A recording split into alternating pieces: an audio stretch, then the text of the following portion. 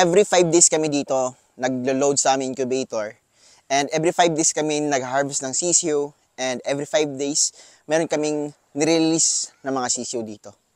Sa isang buwan, kami po nag-harvest ng 6 times. No? 6 times a month.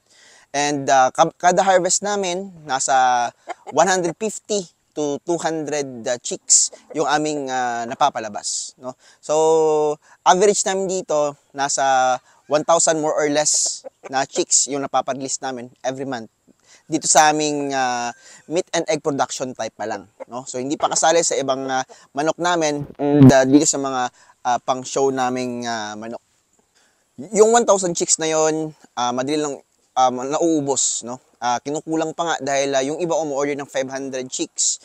Halos naman sa karamihan, average orders nila, nasa mga 200 chicks, no? Kada order. So, every batch, halos kinakapos po kami. No, so napaplano din po kami na magdagdag pa ng breeders, pero itong area kasi namin, no, is maliit lang. So siguro yung kaya ko lang dito is mga 200 hens lang, no? So sa 200 hens na yan, siguro sabihin natin mga 100 to 150 yung may itlog nila sa isang araw, no? And hindi pa natin masasabi kung ma-hatch lahat yon. Siguro natin sasabi natin 120 yung average na ma-hatch, no? So, every day pwede tayong mag-load and every day pwede tayong mag-harvest. Dahil yung iba, galing pa sa malalayo and naghihintay pa ng ilang weeks bago tayo maka-release, no? Or ilang days bago tayo maka-release, no? Kasi yung iba dito, 1 month ahead of time, no? Sila po ay nagbubuk na, no? So, may pila kasi dito, no? Paunahan, kaya talagang yung iba natatagalan din po, no? Naghihintay talaga ng weeks bago sila na naman yung makiter natin. Dito din sa atin, hindi tayo nagre-release ng mga day-old or 1-week-old, no? Dati nagre-release tayo ng day-old, 3 days to 5 days, no? 100 pesos na yung binibigay natin. Buy 10, may free 1, no? So sa ngayon, binago namin, gusto namin medyo palakin sila, 2 weeks, nire-release namin sila ng 2 weeks. Malalaki na yon, sold na sold yung katawan, at kahit nag-brown out pa sa lugar ninyo na wala ng kuryente, hindi po sila agad-agad mamamatay, no? Yung iba kasi kapag day old, kapag natagalan yung walang kuryente, no, posibleng may manghina sa kanila. Yung 2 weeks old, matibay na po yun, no? And yung mortality rate nun, napakababa na kumpara dun sa mga day old. Yung iba hindi po marunong mag-alaga ng day old, no? Kaya hindi nagsa-success yung kanilang pag-alaga ng sisiw. Ang 2 weeks old naman namin ay nirelease namin sa halagang 120 pesos, no? So, i-times nyo lang sa kung gaano kadami yung aming na-harvest every month, no? Yun po yung kinikita namin. Yan. At yung ginagastos ko po dito, no, gumagastos po ako sa mga breeders natin ng 16,000 to 18,000 pesos, no? Maximum yan 20,000 pesos. No, kasali na po yung mga gamot and mga vitamins, no? Kasi paminsan-minsan, kapag masama din po yung panahon, kami din po ay nagme-maintenance dito, no? Ang Broxitil, yan, gamit natin. Progen Z, vitamins, and para sa mga breeders, Breeder ADE, no? Yun po yung mga ginagamit natin mga vitamins dito. Halos lahat ng mga buyers namin ay may mga negosyo din pong mga restaurants, no, or catering. Yung purpose kasi nun, yung manok nila mismo, yung kanilang i-dispose, no? Dahil nga meron naman silang sariling negosyo, like restaurants. So yung binibigay namin sa kanila is yung magandang materyales sa paggawa ng kanilang meat production, no? So for egg production, may mga kumukuha din po dito.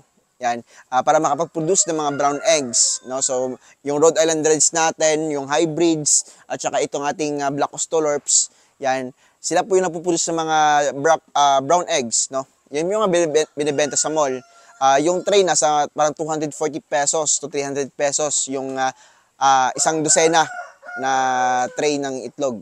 Yan, no? Hindi po 30 eggs, no? Kundi isang dosena lang. Ganun po kaganda itong pagninnegosyong heritage chickens or organic chickens. Yan. So bakit nga ba tinatawag na organic chicken siya? No, hindi naman 100% organic itong mga manok na to dahil nga ako po yung nagpapakain sila sa kanila, no, ng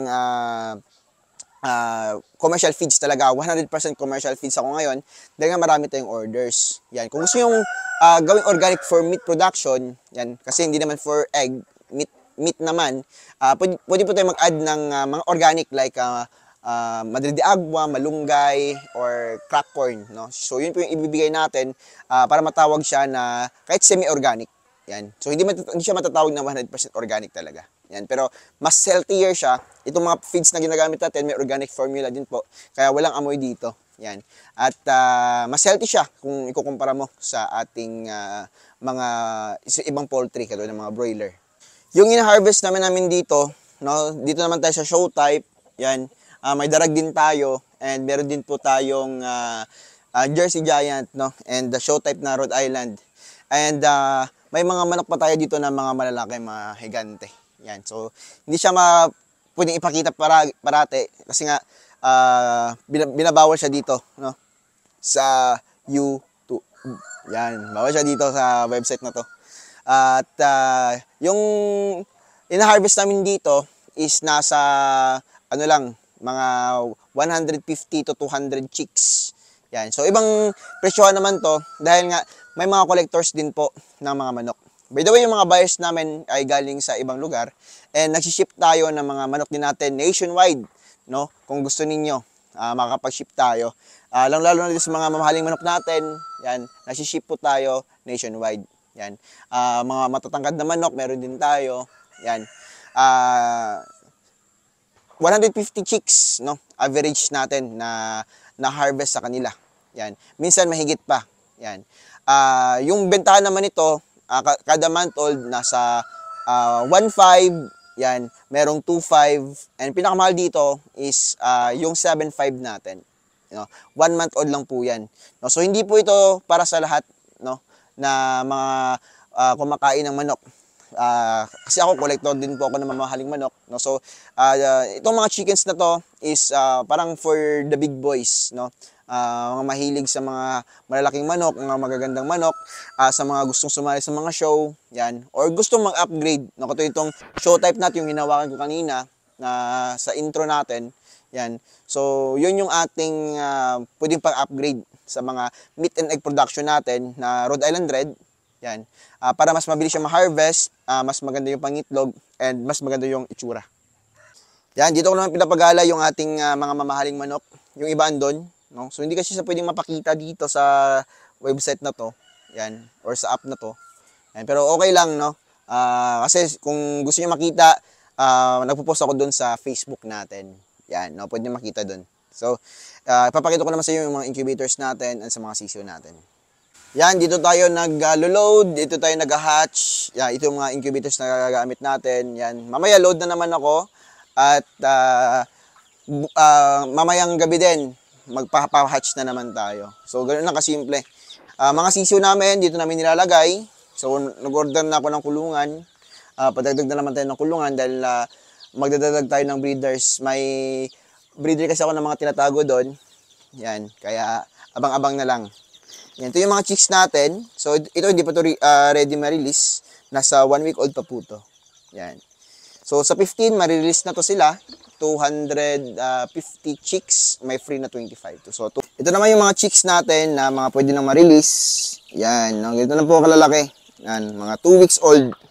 So, sulit na sulit yung pera ng mga buyers natin kapag sila po yung bumibili dito. Yan. So, ito naman, halos naka-reserve na yung iba. Yan sa mga mamahaling manok natin. So, sila, ibang kwarto din ito. Kasi yung hatchery natin, kwarto-kwarto. Yan, ito, ready for release na rin. Anak ito ni Sasuke. Ito naman, yan, ang ating PNC lines. Yan, na mga babaeng pullets yan, and show type na Rhode Island. So, gagawing breeder yun. Ito naman, ito yung mga, ano natin, 1 week old mahigit na. Yan. Sasabay ito sa 15 pang release. So, madaling sisiyo pero may mga owner na rin. Yun yung problema natin dito. Kinukulang ako ngayon sa supply ko. Kaya nagpaparami tayo. Yan, para tuloy-tuloy yung ating pagbenta ng sisiyo. Yan, napakaganda pong negosyo itong pagmamanok. Kunting pasip lang dito sa ating mga mamahaling manok. Nasa kulungan sila. Yung iba nasa baba. Matagal ako sa pagmamanok, never ako pinahiya nito.